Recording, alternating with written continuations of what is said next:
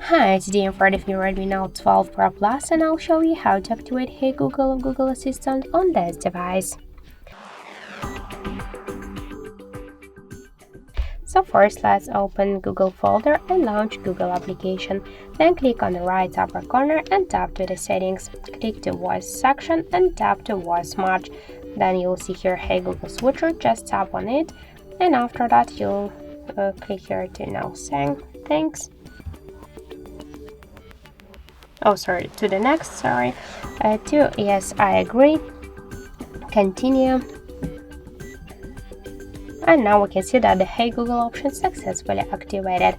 But now assistant to recognize your voice, click to voice model and tap to retain voice model. Here say, okay Google, what's the weather tomorrow? And repeats after the assistant. Okay Google, remind me to water my plants every Monday. Hey Google, make a call. Hey Google, set a timer for 5 minutes.